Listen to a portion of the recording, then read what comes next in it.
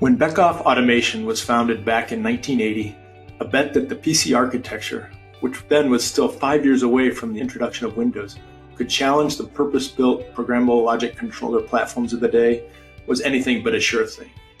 But fast forward more than 40 years, and the leader in PC-based automation technology has a global footprint of 4,500 employees, annual revenues of more than $1 billion US. And while Beckhoff is known traditionally as an automation supplier to discrete manufacturing industries, in recent years it's been steadily building credibility and relevance to the process industry's automation needs. Hello, my name is Keith Larson, editor-in-chief of Control Magazine and ControlGlobal.com, and welcome to this Solution Spotlight episode of Control Amplified, the Process Automation Podcast. Joining me today to discuss Beckhoff's growing footprint in the process automation realm is Jesse Hill, Process Industry Manager for Beckhoff Automation USA. Welcome, Jesse, and it's a real pleasure to have you join us here today. Hey, Keith, it's a pleasure to be here. Really excited to talk to you, have our listeners get to hear this conversation, and I'm excited about this. Not only the opportunity to talk to you, but I'm a subscriber and a regular listener to Control Amplified, so I think it's a great platform and a lot of good information out there. So excited to be here. Long-time subscriber, first-time caller. Yeah, absolutely. Yeah, great way to put it. All right. Well, I have to comment, as a journalist, I've been covering the automation space for some 30 years now, and I've certainly noticed a growing relevance of Beckhoff's portfolio to the needs of the process industry users over the past several years, especially. But I do think a lot of our listeners may think of Beckhoff primarily still as a discrete automation company. Can you go over a little bit of how the company has kind of realigned its focus to get more into the process control space in recent years? Sure. I think it starts with we've been doing business and servicing process customers for many, many years, specifically oil and gas machine builders on the drilling side, automated welding solutions, even some water, wastewater applications in some different regions throughout the world. So, we've been working in this space for some time, but it really probably started about 10 years ago. We started to make a bit of a more concerted effort to get in that space. I think Beckhoff recognized that we had a lot of products that fit into that space. The customers are already using it, but of course, maybe we needed to have some product enhancements. Go and get some specific approvals to make our products relevant in that space. But overall, we kind of had the products. We just had to get some approvals. And again, about 10 years ago, we started to make a concerted effort, hiring some process talent in Germany, and then starting to further expand our product portfolio to meet that space and meet those customers in that space. So, an example of that, I think one of the areas where the process automation market kind of struggles definitely is kind of interoperability. There's lots of different protocols. So, the fact that the Beckhoff IO system is so easily integrated with lots of different protocols and those sorts of things, makes it a nice fit for those types of industries. So, we not only calling on those customers, making the investment in new products and new technologies, but of course also just getting those approvals. And again, it's not just the products that we've had. We've really come out with some great new stuff. In 2017, we came out with our ELX intrinsically safe IO. We have our CPX control panels for class 1, div 2 or zone 2 areas. It's just a beautiful, sexy, multi-touch panel PC that's absolutely beautiful. And we continue to add process technology within our TwinCAT software to make that integration a lot easier as well. And if I could just plug a little bit more of our investment, we are committed to the process market, and one indication of that is we are right on the verge of the finish line of opening our process technology center in Houston. So it's right in city center in the energy corridor, and we've got 10,000 square feet of space with a 50-person training room, a beautiful demo center. And so we're excited to open that up and welcome our customers and integrators and partners into that, so we can collaborate better together and have people learn more about the Beckhoff technology. Sure, that makes a lot of sense. I imagine it also, you've got to have the application engineers that are really familiar with process industry applications as well. I imagine that's been a continued investment over the years as well. Absolutely, and that's a big reason we have such a big space. The vision is to really grow the process team here and add more of that engineering talent and expand what we're doing. And it's really been fruitful for Beckhoff. Not only have we been able to add products and add certifications, those things to respond to our customers, but also, and when those customers, again, traditionally have been a lot of oil and gas, but we're really starting to expand into a lot of different other verticals within the process world. We're doing a lot in the water wastewater space. That's a strategic vertical for us. But, even beyond that, we've done some really cool applications across the process industry, from, hydrogen refueling stations to modular CBD extraction plants. So we're kind of covering the gamut. Those are two extremes of the process spectrum, that's for sure. Absolutely. But speaking of oil and gas and hydrogen as well, intrinsically safe and explosion-proof technologies obviously are a cornerstone of many of the process industry types of applications. How has Beckhoff addressed these demands with new developments in automation technology? I think I remember a series of new products over the last years that have really been focused specifically in that area, that are new to the portfolio. Yeah, absolutely. Just having hazardous area approvals, first of all, is a non sequitur, right? So in order to be in this space, you need to have those approvals. Sure. But going beyond that, the explosion protection part of that, having explosion protection integrated into the automation system is just a huge step forward in that process. I mean, you look at the way we traditionally like to protect stuff here in North America. We like the big, bulky, explosion-proof enclosures and those sorts of things. And, those are great for a lot of applications. I mean, you can protect just about anything that way, but then you run into issues with, obviously, difficulty in wiring those. There's lots of rules and regulation as you go wiring through rigid conduit and how far away from the enclosure you can pour seals. So even though you can protect just about anything, it becomes a bit cumbersome and costly. It's also costly to work on those systems when they're inside of an enclosure and you can't work on that hot. And of course, you've got other technologies like purge, which again, it can be great for the right application. You can purge an entire control room to protect it, in a plant.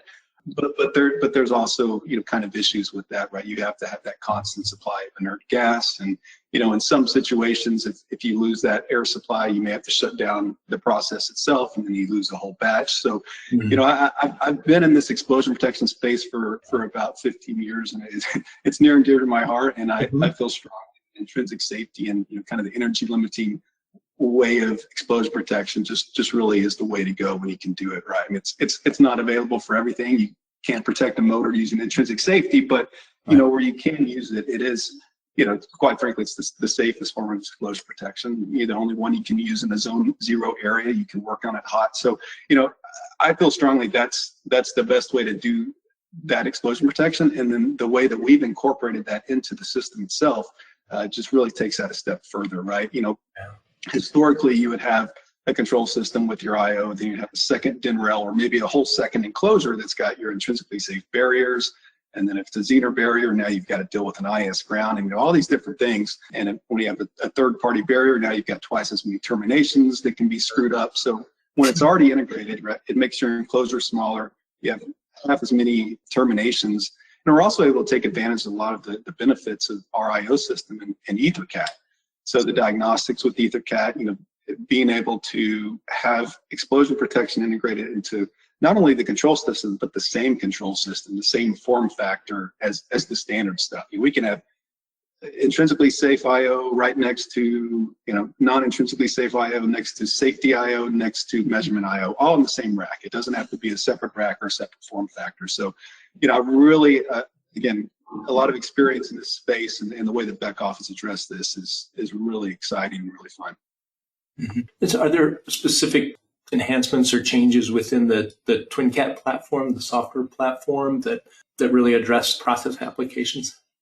Yeah, so a number. I mean, to give you one example, with the FTT system, typically in a lot of cases you may have to go to a third-party framework system like Pactware that is another software product on your computer that you have to learn. So the way we're able to integrate FTT into TwinCAT and make those changes and configure devices directly within TwinCAT rather than having to go to a third-party system, as well as just being able to natively bring in those heart variables and those sorts of things within TwinCAT. Absolutely. And we've also, we continue to advance, what we're doing within TwinCAT itself, even with, MTP module type package, which maybe we could talk about that a little bit later. But, that we're integrating that into TwinCAT so that, we can make modular type process applications, much easier to deploy and things like that. Yeah, that's kind of open systems at the highest level, but maybe we can talk a little bit more about open systems at the control and networking layer for a little bit, which Beckhoff has obviously, by betting on the PC platform for all these years, they've kind of been in that open system space long before it was sexy or even potentially viewed as a good idea. So it's certainly been a long experience in that open systems space. What does it mean in practice for other types of applications, process industry at the control and networking layer? Well, I think you're absolutely right. It's where the industry is headed. There's some momentum behind that, and yeah, I've got a little bit of a unique perspective in that. So I kind of come from the IT PC world, 15, 20 years ago, and when I first made that transition, even then, it's like if you wanted to add a new device, let's just say it's a webcam or something to your computer, you plug it in and you go find a driver, you download it, and it worked. And I remember in my first entry into this automation world, process automation world, and I was working for a company that sold a particular type of transmitter, and I learned just to communicate to this thing, to set the parameters, you have to download a piece of software, to then download another piece of software, to install that software into that device, and then to actually connect to it. You probably have a media converter of some sort, then some sort of dongle that then plugs into your RJ45. So I kind of had this perspective of, wow, this interoperability thing, this automation, and this process, this is not the same, right? So yeah. I'm firmly behind interoperability and open systems, and I recognize that's where the automation world, the process automation world is going, and that chasm between the IT world and the OT world, and that's where we live, right? As far as interoperability and open systems is quite wide and vast. So, I see that I'm uniquely interested in it, and it's one of the first things I did when I came on board here. I knew that I wanted to, if we weren't a member of like an organization like OPAF, I know that we wanted to be, and so we decided to join OPAF and help to drive that and support that as well. Yeah, that makes a lot of sense. I mean, my time dates back to before OPC, and I actually wrote the very first article on OPC back when it was launched in the 90s. So I remember those days of very cumbersome setups between devices and software packages, and come a long way since then, no doubt about it. And one other thing, if I could, you mentioned, so we are, PC-based control, right? And that's, so we kind of come from that world, and a lot of the new technologies that we're starting to implement, especially with this whole digital transformation initiative, they're coming out of that space, right? It's connectivity to the cloud, it's IoT and those sorts of things. So, we're inherently kind of in that space already, and a lot of that stuff's baked into our platform. I think it really makes it an easier transition for us to go into more of the open concepts. Yeah, it was kind of interesting because you're seeing more and more concept like containers and Dockers and things like that may sit on what used to be called a PC, but some of that software is becoming more platform independent all the time, and that's certainly the direction of what OPAF is going in other directions as well, where you can bring in applications from any kind of different vendors, and you're not as worried about all that plumbing behind the scenes as you used to be anyway. A lot of that's oversimplifying things quite a bit, but that's certainly where we're headed. No, absolutely, and it's a big key to this is interoperability. It's working together. In these OPAF meetings, we talk a lot about how do we engage with these other organizations that are also in a similar vision, whether it's the OPC Foundation or whatever, because it's I think I've heard you say this a few times, we're good at standards because we have so many of them. So it's a matter of making all those standards work and talk and plug and play together. Absolutely. No doubt about it. Well, speaking of standards, Beckhoff has really pioneered a number, especially the EtherCAT networking technology certainly stands out as a standard that you pioneered just because there were no other options really at the time. But when it comes to process applications, are there real practical benefits from using EtherCAT in the process world versus more of the machine automation side of things? Oh, absolutely. Yeah, and you reminded me one last thing. So that's a good point. The the whole open architecture thing, that's really in Beckhoff's DNA, and EtherCAT's the perfect example of that. EtherCAT is a kind of a groundbreaking technology that Beckhoff invented, but Mr. Beckhoff decided, let's turn that over to an independent organization, the Internet Technology Group, because this is great technology the world needs to have. So yeah, that's a great point. And it's a fair question, right? Because I think a lot of people, when they think about EtherCAT, they think it's fast. And in the discrete world, speed is king. Maybe not completely, but it's important. Right. In the process world, it could be 1 second. That's plenty fast, right? So that's a little bit lost on a lot of it. But there's so much more than just speed in EtherCAT, right? There's flexibility in topology. There's processing on the fly. But I think one of the biggest benefits for the process industries is the supreme built-in diagnostic capabilities. Mm-hmm. So there's so many diagnostics built into EtherCAT, and when you think of a wide process plan, you could have thousands of points of I/O scattered, over pretty big distances. So being able to, run a scan of that network and find diagnostics down to the field level, I think that's really one of the biggest keys to EtherCAT being adopted and useful in that industry. Is that kind of the sweet spot for EtherCAT process, is in the connection of remote I/O types of applications, or does it work well with Foundation Fieldbus or HART or other sorts of protocols as well? Yeah, so Foundation Fieldbus is, it's a little bit of a different animal. That was a really big deal when I first got into this industry, and we were chasing big Foundation Fieldbus projects all over the place, and now it's more of, if you hear of one, it's a retrofit or something. And I think the reason for that is what this conversation's kind of framed around right now is it wasn't really an open system. There wasn't a lot of knowledge base around Foundation Fieldbus, so it made it hard to use, cumbersome. Yeah, exactly. Hard to integrate with, but EtherCAT is it's Ethernet based, so there are ways that we could tie into a Fieldbus system via, if it's got some type of Ethernet port, via OPC UA or something like that. But as far as, I'm sorry, what was the second part of your question? I lost my train of thought. I was just asking whether connection to remote I/O, distributed I/O, is kind of the sweet spot for EtherCAT on the process.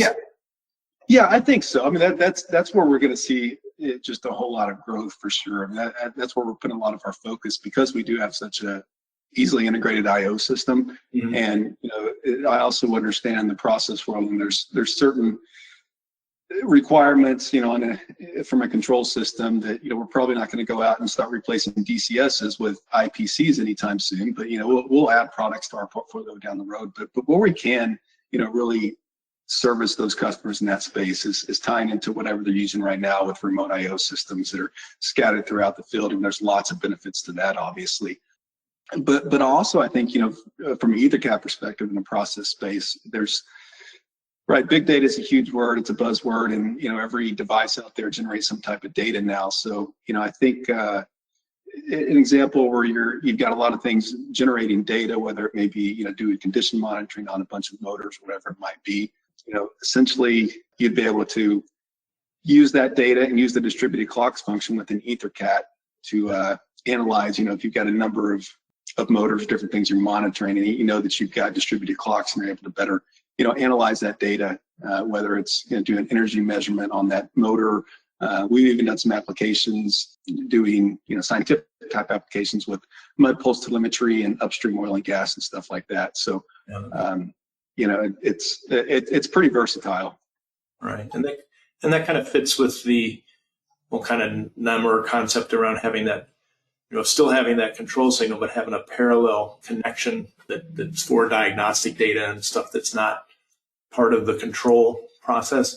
And that seems like that's a good fit for what you're doing as well. Yeah, absolutely. And in kind of along those same lines, within TwinCAD, because it is versatile, our TwinSafe SC, our safety product, we have a black channel for that safety data that can basically send that on that same cable as the control data as well. So that also adds some flexibility.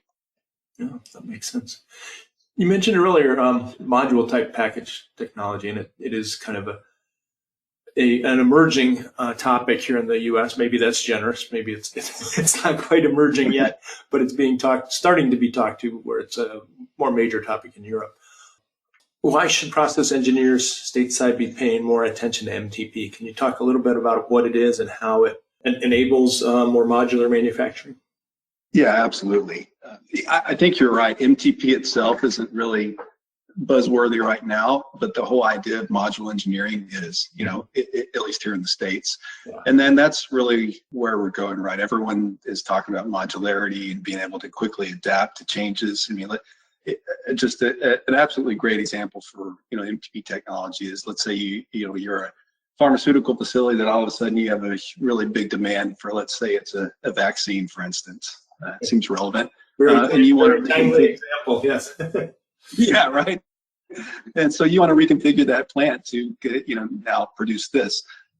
Historically, you would have to do a lot of reprogramming, recoding within the DCS and bring in different skids and that sort of thing. So the MTP process, which is an open standard, it's vendor independent, and it's handled and defined by the VDI VDE NMOR 2658 standard, is basically to address that. So essentially each MTP module, so whether it may be a dosing module, reactor, mixing, whatever it might be, would basically have its own controller rather than the higher level system controlling that. Mm-hmm. And so then you can communicate through that controller can communicate up to the DCS, and essentially the DCS or whatever that higher level control system is, it just does the orchestration.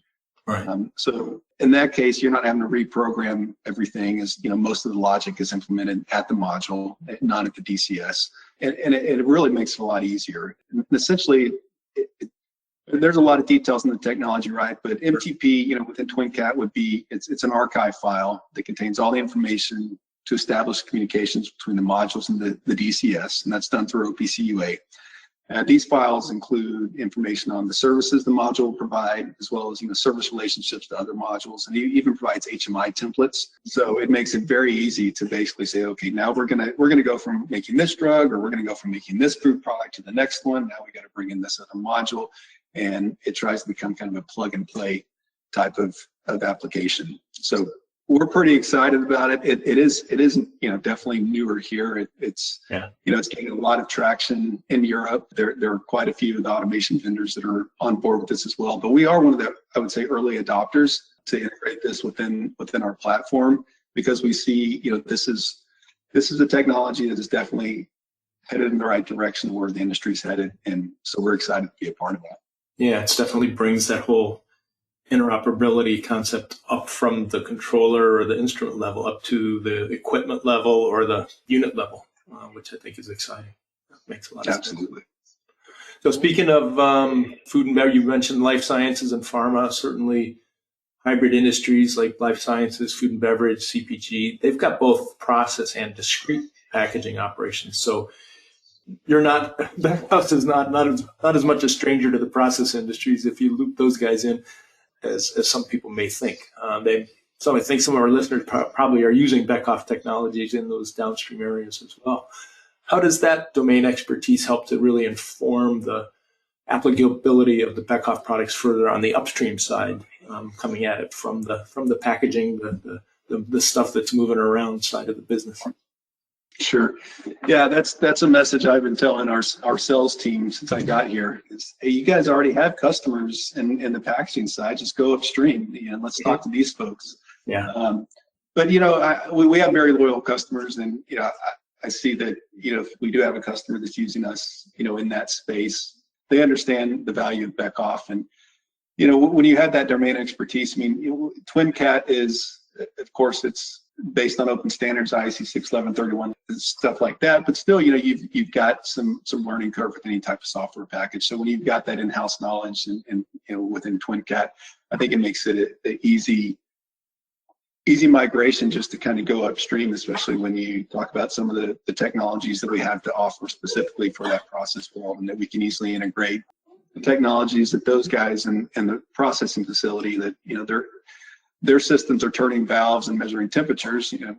It's similar than the guys downstream that are looking at proximity sensors and twisting caps and things like that. So it's relatively similar. We have the technology for really both sides of the house. So it's just a matter of kind of migrating over there and making the upstream part of the enterprise or organization aware that we had these technologies and solutions. Yeah, great. Well, I have to wish you best of luck in your ongoing efforts, Jesse, in making new friends and customers in the process space, and obviously good luck with your new center down there in Houston. It sounds like that's a very exciting thing that should really help connect with more potential customers down there. So best of luck, and thank you for joining us and sharing your insights today. Yeah, thanks, Keith. This was a pleasure, and I hope all of our listeners enjoy it as well. Really appreciate it.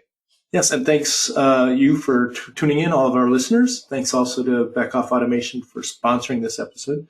I'm Keith Larson, and you've been listening to a Control Amplified podcast. Thanks for joining us. And if you've enjoyed this episode, you can subscribe at the iTunes Store and at Google Podcasts. Plus, you can find the full archive of past episodes at controlglobal.com.